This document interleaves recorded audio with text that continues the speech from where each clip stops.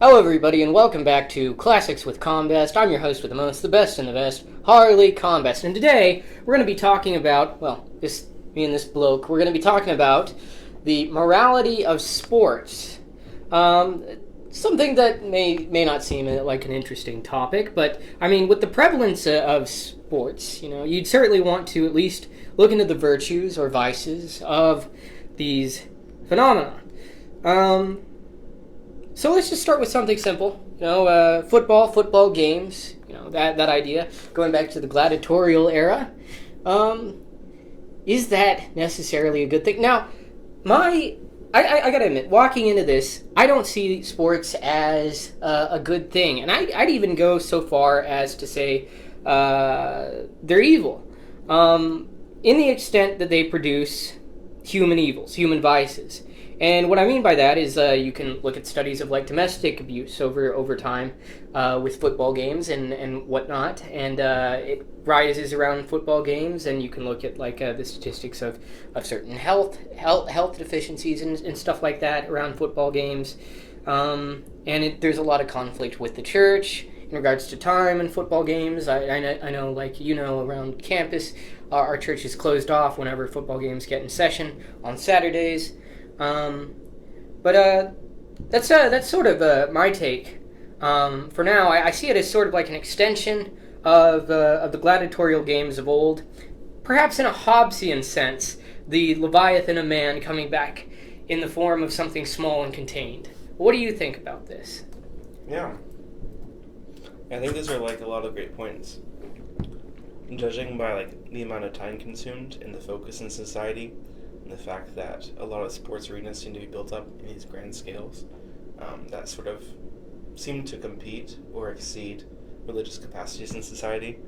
Insofar as we value the ethic of valuing our religious institutions as our primary domains of worship and beauty and culture, it does seem to compete with that on different levels at times. But I'm wondering if you'd be open to helping me form my opinion about this, because honestly there's a lot of things that are happening in my mind when it comes to looking at sports, and I'm trying to figure out what it means to say that a sport is good or bad from its functions. Yeah. So that is a point. Yeah. I'm curious about if we could help form my opinion together, because at the moment I don't know the answer. Yeah. Because and admittedly, I don't have a full answer, though I do take a side, as I mentioned earlier. Yeah.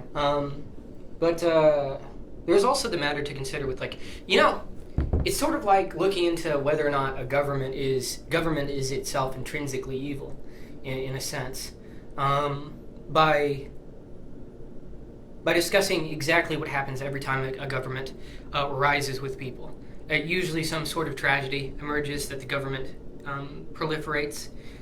Biblically speaking, we're not supposed to exactly. King David. That's not the height of what God's people were supposed to be. So I'm trying to look back and see where exactly, at least biblically speaking as well, the idea of sports is discussed, and I can't really think of any. But so in our investigation of government, we turn to perspectives. Biblical perspectives as well as function. So the function part being, look at all of the things it produces. Regardless of whether or not the system itself is, capable of rational, coherent thought, as though it were a conscious being capable of producing actions on the individual level such as we are, and our capacity to be good or to be evil by doing good or doing evil. So along those lines, along that line of thinking, perhaps sports can be said to be an evil in regards to the evils which it produces, namely all of the stuff that I mentioned earlier. As long as something else that occurred to me, sometimes that religious frenzy which you mentioned about sports, it gets violent. And what I mean by that is you've seen times where somebody's sports team loses, and the city pays for it. What do I mean by that? Riots and the burning down of buildings, like, quite common around Super Bowl games and whatnot. Mhm. And so, what are your thoughts about that? Yeah, I think, insofar as we ask the question, like, are sports evil? And we sort of start to parse that question out and the meanings of the terms as we proceed. It seems like there are a lot of things in the term evil that we would associate for different things in society that seem to have their preceding cause as sports events. For example, we can have, some studies that have shown that when home teams lose, NFL home teams lose, that domestic abuse rises in those cities where the home teams are, sort of thing. We can see like increase of like drunkenness or violence and things like that. I think part of the question and asking whether sports are evil and parsing out the terms is going to hinge for me on the idea of like what is the purpose or the need the sports are filling. Yeah. Because it seems like it's intrinsic to human nature on some capacity throughout history, especially going back to the Greeks, that there's always like sports. And sports are like a regular thing that's happening. And so in order to see if a sport has exceeded its capacity or need, I wonder if we could dive down into like what that capacity or need is. Yeah. Like, what a sport is. Yeah, looking at it from an Aristotelian perspective, what is the purpose? What is the teleology of this? Yeah. That's a good point. Which is why I was trying to map it up. The same way we went after the idea of government in a previous conversation. Talking about, it's like, well, what exactly is the purpose of human government? To rule over other human beings, stuff like that. And so, well, what is the purpose of a sport? Is it merely to entertain, Yeah. I'd say, that's a tough question. Yeah. Because, part of me says, certainly the point of a sport is to entertain, yes. But what is that form of entertainment? What is that form of entertainment that is ideal to sports? And it is the excelling of the human body to a peak that has not been seen before. You see it with ballerina dancers. Whenever it looks like they're on the edge in between failure and success, that's whenever the crowd gets silent. And that's how you know they're really paying attention to the thing. That's the same thing with gymnastics as well. Or even with a quarterback running faster than anybody has hardly ever seen. So to that extent, then, I suppose we could say that the purpose of a sport is to show the peak of human excellence in the physical form. Yeah, I think there's definitely something like very physical about the idea of sport. In general, it seems like sports seems to contain a category that athletes in the perfection of like human aesthetic form and functional form as embodied in competitive arenas seems to manifest. I think there might be like a nature to sports that extends down even deeper on a sort of societal and sort of competitive level for us. Because I asked myself the question, like, what are sports? Like, what is this category of sports?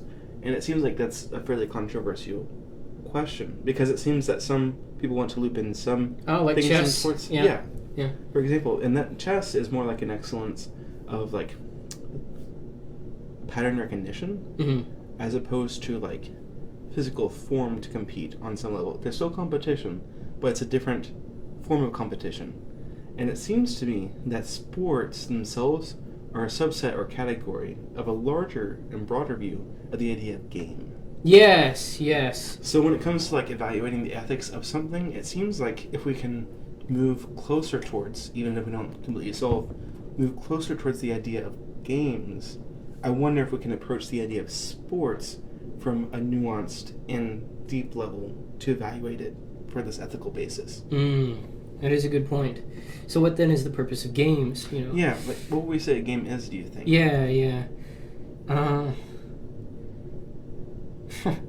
Well, it can't just be resource management now, can it? Because, there's countries that struggle with resource management and they wouldn't call that a game, certainly.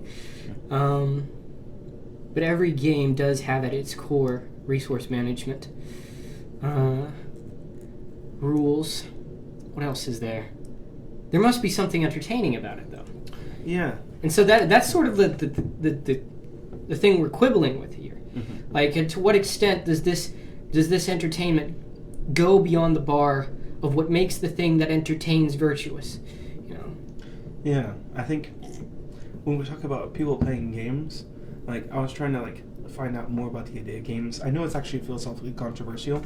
Wittgenstein and others have tried to identify the form of game, and they've been unable to come up with a specific, sufficient, and necessary condition for games because it's so challenging. Yeah. It seems incredibly broad, and we have these associations, like families of associations between ideas for the word game, but it's really hard to define it and narrow it down.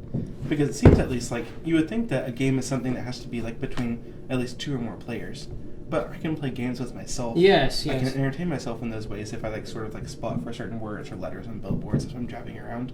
I can play a game out of something that's necessary, such as if I'm trying to achieve food, like how many logs can I step on if I'm going hunting, or how many birds I can see and things like that. I can make a game out of most things, and it seems like it's for entertainment value on one level.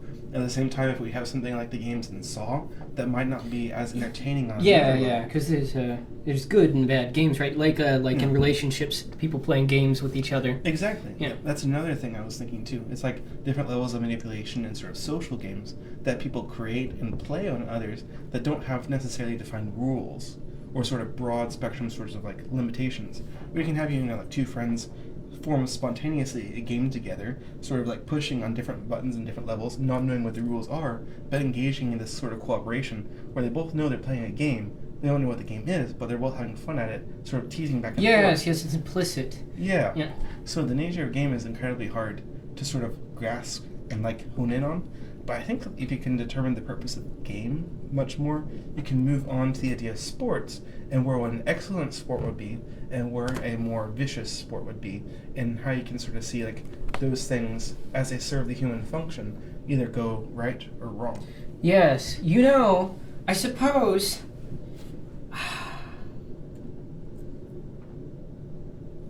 whenever somebody goes out to play a game, they're ultimately doing it in a manner of entertainment which they believe will better their condition. In a sense, if they're bored, they're seeking to be entertained. And so I'm trying to line this up to where I'm thinking that, okay, so people that pursue evil, don't see it as evil, they go about as though it were good. It's sort of hearkening to the idea that all sin is ignorance. And I'm trying to see here, the purpose of a game is just to entertain. It's not to harm. That's the... But at the same time, you have those Saw games, right? So what I'm thinking is the purpose of the game is to entertain. However, there are games which defeat the purpose of what a game is supposed to be, perhaps, is what I'm thinking. Because those we don't associate as good games. And so, if they're not good games, then they're going away from the purpose of what a game is supposed to be. And so it's well, what is the purpose of a game? The game is supposed to be goodly entertained, I suppose. Innocently entertained. Yeah. And so the thing with the Saw perspective, he sees what he's doing as a good means of entertainment. He's doing the right thing in his view because in his view these people don't value life enough. And we see how that's twisted from its original purpose by his perspective of what the good is. But the purpose of the game has remained the same. It's just that he's twisted it along these lines to, in his view, fulfill its purpose, which is to be entertained along those lines. Yeah, I think it's challenging. It's it seems fairly consistent with the idea of games that you have the idea of entertainment, and that you do something sometimes just because it's entertaining. We regularly watch sports such as football because of the entertainment and the involvement that's involved there. And it seems sometimes for games, if it's for example, 2 friends, they're gonna have a little race to see who can run the fastest sort of thing. It seems if no one else is watching, they're doing something And I'm not sure if it's mainly for the entertainment value, even if it kind of has like entertainment springing up. It seems like sometimes it's a test of competence. Like Yes, sometimes game yes. is like I guess gaming, at least as I've kind of thought of it in some ways, it seems to involve the creative introduction of risk for the sake of establishing some sort of competence there. And it seems like that is often entertaining. I don't know if it's essentially entertaining or not, because it's really hard to know like what a game is. But it seems at least like if there's no risk, it doesn't seem like it's much of a game. No. And it seems like it's a creative introduction of risk. Like Yeah. it's something that involves something out of the norm, like a creative endeavor. Like if I'm going to sort of go about a menial task of cleaning the house, I can sort of like make it creative into a game by like adding certain elements to it. It's like you're adding a narrative to the thing, Mhm. and a narrative is pretty boring without risk. Yeah. And so perhaps games then are a simulation of narrative patterns. Yeah.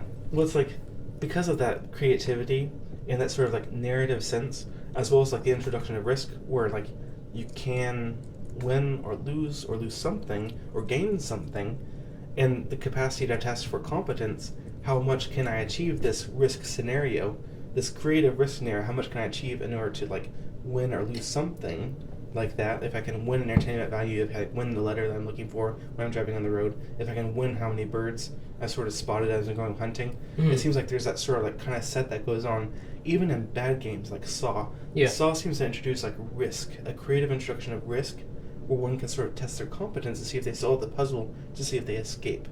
So it seems like there's like even in these different scenarios, like good or bad, it seems like there's a certain pattern that kind of like follows through. And I'm sure there's probably going to be like some counter examples that I haven't thought of yet that are going to try to like escape this general pattern, but it seems like there's a general pattern there. I know it's a vague pattern, but if we get any narrower, it seems like We lose what a game is. Yeah. So then, when it comes to this like creative introduction of risk for the sake of testing competence, which is often something that's entertaining, or at least most of the games we would think about is entertaining, it seems like how can we sort of like look at that function? What's the sort of social function that's being met there when we engage in this sort of thing? Yes. And I suppose like somebody like Hobbes would say it's like because we're entertaining our inner war-like nature. Yeah. Yeah. What are your thoughts on that? For Hobbes? Yeah. Yeah. I honestly don't know too much about Hobbes. The sort of Hobbesian frame of he was the social contract, right? Yeah, Leviathan. Hobbes Okay. Leviathan. Okay. So, Yeah, I haven't dove into that too much, except that he seems to think that things are intrinsically competitive on this one level in society, and that the best way for us to sort of win in this competition is to be socially agreeable in a certain way and cooperative, so that we don't sort of consume each other, I guess. yeah. I don't know. I don't think that's completely accurate. I think that makes everything into a sort of game. I think not everything is a game. I think the most important things are not games. Like it's not a game, for example, for a Christian, whether he goes to heaven or not. It's not like Yes, game. yes. You know, there's a certain form of triviality which is introduced whenever we discuss the nature of a game. Yep.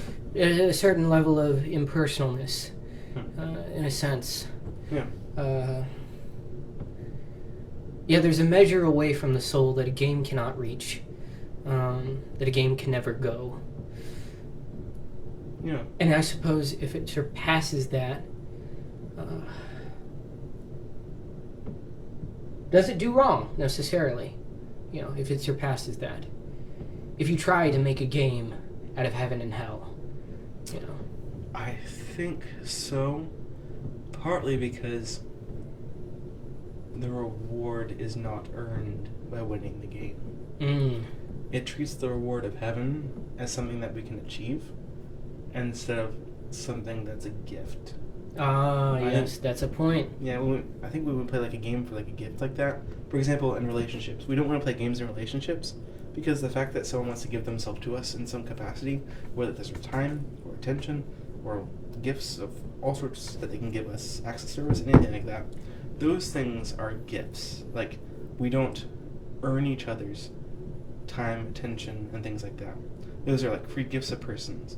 So when we say that people like play games with each other to kind of generate these things, then that sort of thing is poor way of treating Yes, yes.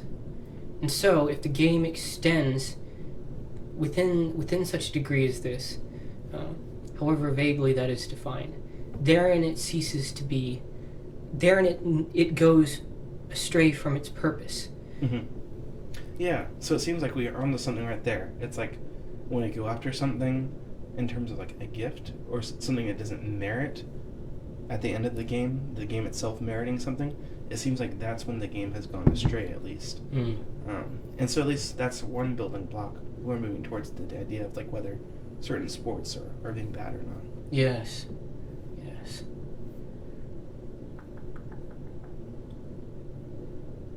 But how could we go about defining as a whole each... No, wait. Okay. I can't think of any other way Yeah. to sort of get at like whenever a game has gone astray from its purpose. Other than that, I think that's I think we really stumbled onto something there. Yeah, I think the idea of competence is something that kind of like is really tested in the idea of games. If it's like, if I'm playing a game with a computer, it's not with another human, but it's a person who's programmed the computer, and I'm testing a certain level of competence, whether I can outwin the computer. At the same time, we also have games that seem to be by chance, for example, poker, things like that. Those have a certain level of competence because you can do faces in a certain way, but there's also things like blackjack and things like that where you like can't test competence as much.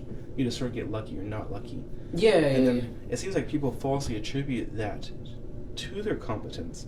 So it seems like there's a certain establishment and value of competence when it comes to games. Yeah, and you know something? Gambling is not held in as high regard as chess. You know, for along those reasons, it's and it has a negative connotation surrounding it, and it strays afar from that testing of actual competence. Mm-hmm. And you know, there is something about the competence, the extent to which the competence, or maybe actual competence, could be said to be a gift or something earned. Mm-hmm. And so the competitiveness around something which is necessarily, the more competitiveness there is around something that isn't a test of earn, the less it actually is to be something of virtue. But perhaps then, the nature of too serious a sense of competitiveness is immoral from this perspective. It depends on the severity at which you treat what you're winning as something that is either given, that is given or earned. So it's like Bobby Fischer. You know, he goes along the lines of becoming one of the greatest chess players of all time at the sacrifice of his psychological well-being, and the fact that people didn't want to even help him, psychologically speaking, because they thought it would be like pouring concrete down a well. You know, using him in that degree. So was the society and Bobby Fischer treating what he was aiming for as part gift and part earned, or was he treating it as something which is solely earned, something which he stakes his life on to earn, rather than something which could have come as a gift as well? And so, to that extent, bringing it to football, you know, to what extent do the individual players, as well as the society at large, treat it on the balance of earned versus gift, and do they treat it appropriately as such to be deemed good, or do they treat it inappropriately as such to be deemed evil? I think is a way of framing it. What are your thoughts on this? Yeah, I feel like we're like building up to the kind of like big question a lot because of the steps we established. Like you said, the sort of like gift or earned capacity, like that seems to be essential to the nature of a game and whether it's gone astray or not. When it's going after something earned as opposed to like gift, because we all agree in football that if you bribe the refs, then you're not earning it, right? Then that's gone astray. So it seems gift and earned is super important, and that it's earned is really important for games. And then also like the level of competence, it seems like even in gambling at things like the competence that's being tested is risk management. Mm-hmm. So like you're knowing like how much to give and when to give and when to bet, when not to bet, and that's the sort of competence that's valued. In football, we can sort of see like there's a competence that's valued in terms of athletic excellence and the sort of capacity to work together as a team, to rehearse, to know the strategy, to be physically fit, to be strong, to resist, to sort of outsmart, outmaneuver the other side. So we sort of see like this competitive edge that's happening there, and it's competence to work together to achieve something. So in terms of like knowing to what extent football or the attention to football would go astray, I think knowing how that is meeting a social need for us is helpful. Like there's something about the game of football and other games, baseball or otherwise, that people seem to like be very passionate about the game itself as well as their teams, and it's meeting some sort of need of these people when they give their attention to it. Yes, and is it healthy? Because it's like like again, whenever I think of football, I can't help but go back to the old Roman Greek Colosseums. The passions and the fighting involved within. Like Byzantium, Constantinople even had to issue like rules and stuff against too much of the play because the city would be at risk because of the passions of the citizens. And so it's like, well, if something like that elicits such a passion within each of these individuals, then there is something very unhealthy which is being acted upon, and both it's a parasitical sort of it's a sort of symbiosis in between the society at large and the players at hand. If it is the case that they're each using each other to fulfill some certain need that lies therein. And with football, it really does look like there is a certain, what is it people see in football, whenever you read a story and whenever you get real involved with the characters, it's because the characters are acting as a metaphor for you. And so it's like, whenever I see that human being achieving a sense of excellency, there's something innate in me which goes like, achieving that sense of excellency, connecting me to that, and so perhaps there is something, there is a connection in between the appropriate level of friendly competitiveness which we should be bringing about in our own lives. Perhaps there is a deficit of that within the populace that likes to look at sports. I mean, it's an idea, because and it's something which I've seen based on experience. The people who I've seen have been particularly disagreeable. Usually they're disagreeable and very competitive and very active within their own lives and social situations. You and I, we have a friend named Christian. He doesn't like sports as well. He maps along that personality trait. It's like Ian.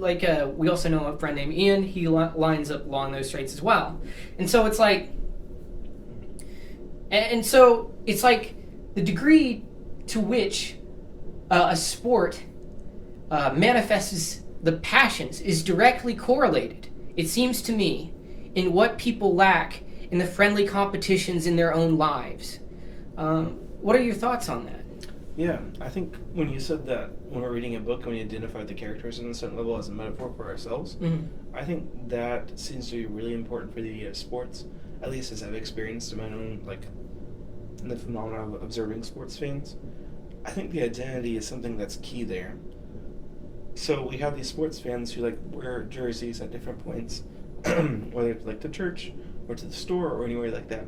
I identify as this fan sort of thing. And that seems to be intrinsic to their identity, and they're very passionate about their team. And we know on another level that often teams win or lose depending on the support of their fans. So it's almost as if like the fans themselves, by supporting their teams explicitly, by like being loud, by showing support in these different ways, they do cause their teams to win or lose. Yeah. So there is a way in which or I guess observers who are fans do participate in the game in a way that costs the game something by their observations, by their participations, their loud exclamations. They cost the game something. They can push their team to success by minor influences or to failure. That doesn't mean they like control what the team is going to do, what plays they're going to do, things like that. But they really do participate in the game, and they feel that as a success for themselves. When their team wins, they feel elevated about their own ego in some way too. They've rooted for something. They've been a part of something. They've been involved in something. They've been included in something that can win or lose, and they're celebrating when they win. Mm-hmm. So I think there's a level of ego identity with and inclusion of this competitive nature that allows people to get some need met, which is that they're succeeding in this sort of afternoon level watching a game sort of thing. Like, we're a part of something, we're involved in something, we're supporting something, we're working together for something, and we're trying to achieve something together. I think there's a deep hunger in society for people to cooperatively get together, to work together, to achieve something great and good. Yes. I think that comes out most in sports games. And I think that that's not available in a lot of other places. So I think a lot of our places in society are so fragmented and torn and disjointed because the value structure in our society is so fragmented. People can't unite around a lot of politics. Yeah. Like somebody once phrased sports to me as the politics without the risk. You know, it's like politics without the fury, the close-up fury. Yeah. I mean, you know, sometimes football can, but yeah, that definitely speaks to the identity connecting that. Yeah, and so it's like, would you say then that the extent to which fans are passionate about the sports are correlated to the fragmentation of society then? So the more fragmented the society, the more passionate the fans are necessarily to the sports. Because that could be something. That could be something. Because I think back, like, again, I keep on trying to, like, refer back to the Roman days and stuff like that. Like, that's because, like, you can evaluate a system best by looking at the extremes at which it functions. And so it's like, well, what are the extremes at which a sport functions? It's like, well, people killing each other inside of a giant pit, you know. And so it's like, well, it's a distraction. So there's a certain extent where it becomes a distraction from the other parts that are.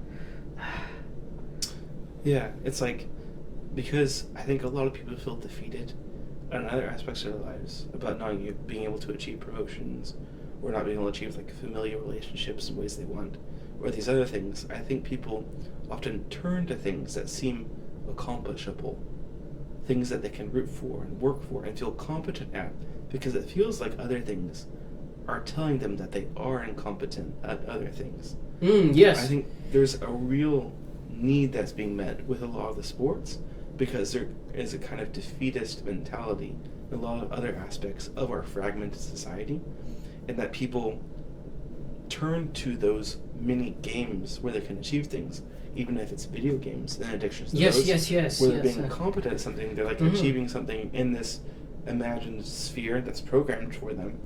They can feel this competence level rising within themselves, because otherwise they seem to feel too out of control or too discouraged by the other events going on around them. So I think that some of the excesses that can kind of pop up around sports arenas and sports games might be due to the fact that there's an underlying sense in which people are feeling incompetent and defeated in society because of the rifts and divides that are happening. Yes, that does make sense. So that's me guessing an association without performing empirical studies on it. Yes. And so it's like going back to what I was talking about earlier as it relates to this, you know. I was talking about, like, you know, people that I've examined with aggressive personalities and stuff like that. It's like they don't really care for chess. I mean, not chess, but for sports, watching sports. Yeah. And so it's like those are people that really feel like they have control over their lives. Those are people who really, really probably, wouldn't take the idea of determinism with a grain of salt. Yeah. And so it's like connecting it to what you were talking about. It's like people that feel deficient in these areas. Well, they can hearken to and place themselves in the shoes, in a certain sense, of the players on the field and say, that's my victory, that's my loss. Yeah. Without the risk as it relates to the personal level of Yeah. themselves. And I would say that that's an unhealthy thing. But if we removed the sports, then would it necessarily force people to engage on these levels of competence, which they didn't before? Or would it just lead to further misery? That's another question. Yeah. I think like when you're mentioning the idea of like disagreeable people in the relationship with sports, at least within our immediate phenomenological experience of persons who know are disagreeable, I wonder if part of that association is because the popular society is for sports, and disagreeable people tend to be against popular society, so they tend to be against that sort of thing.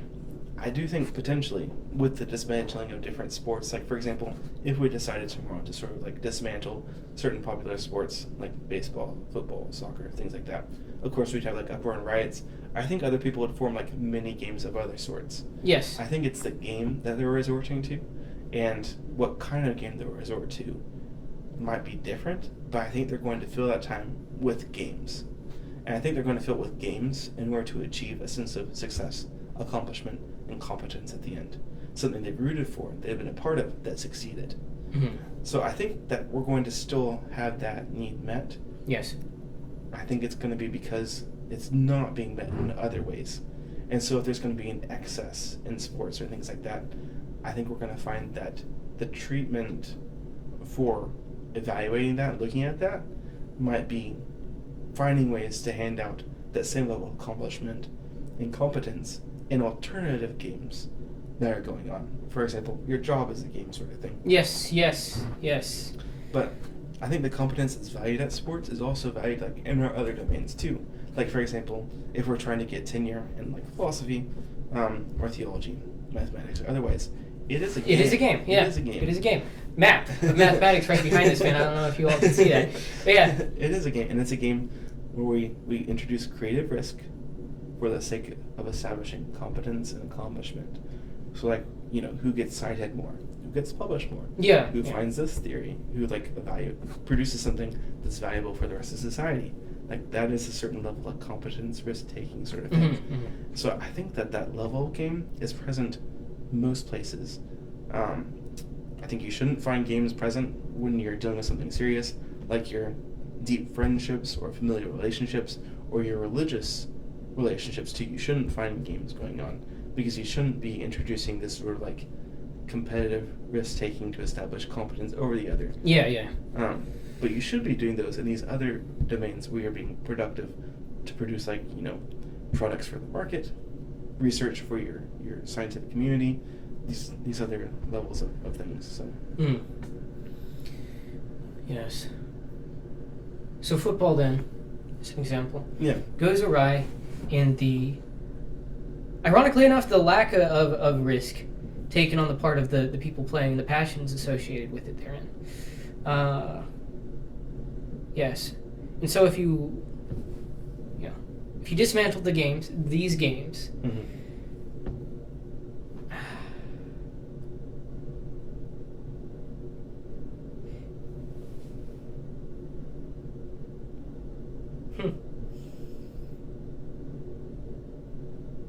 you see, if you dismantle these games, there's two ways this could go. Namely, one way is that they embrace the more proper games of life, exactly growing in competence at their job, or maybe even in making jokes or developing good parts of their personality and stuff like that. But there's also the chance that they just build something new that's exactly like the old.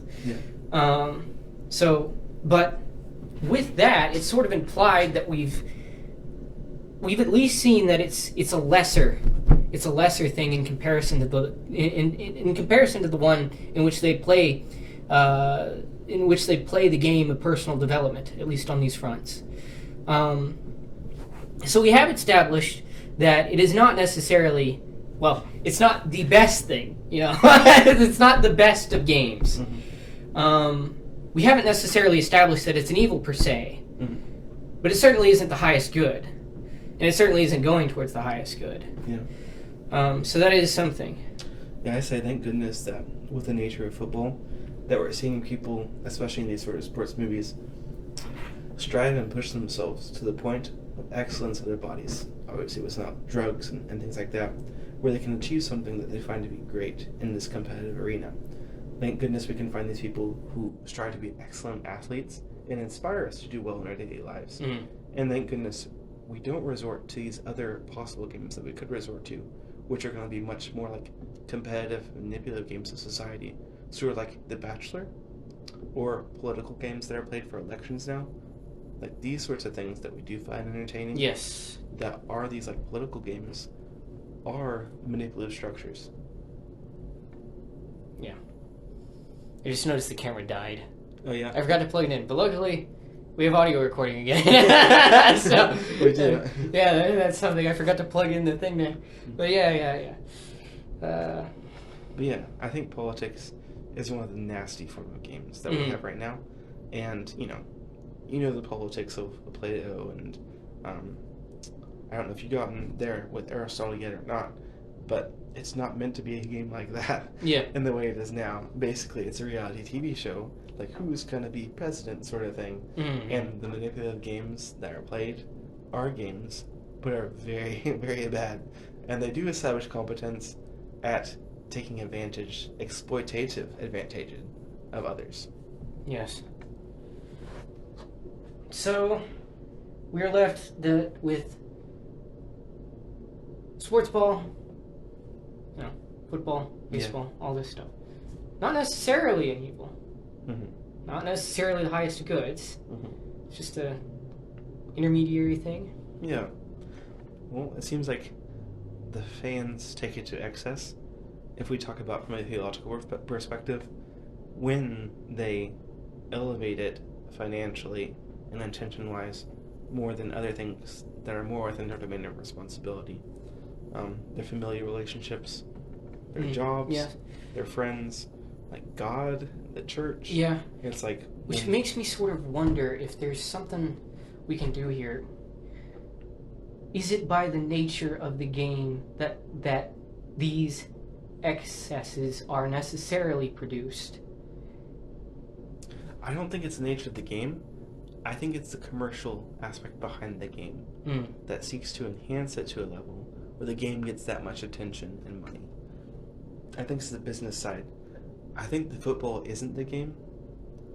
I think it's the commercial structure behind football that is the game. That's a good point. That's the game. I think that is bad that is going on. There's a lot of people that take like a lot of love and inspiration around the idea of football as a game per se, and around like people achieving great things as athletes per se. There's also risk, like when you hit your head and you get these brain injuries, things like that. There's those risks. But I think the real bad game that surrounds football is the commercial game, the advertising game played behind it. Yes. I think that's the game. That is key. That's the focus.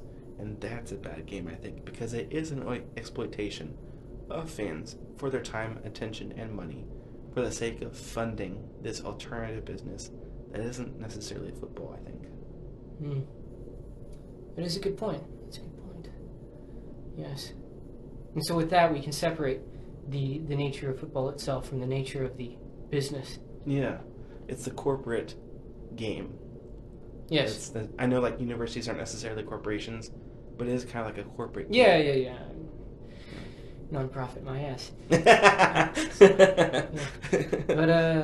yeah. Okay. And it appears we reached a conclusion that I at least find satisfactory.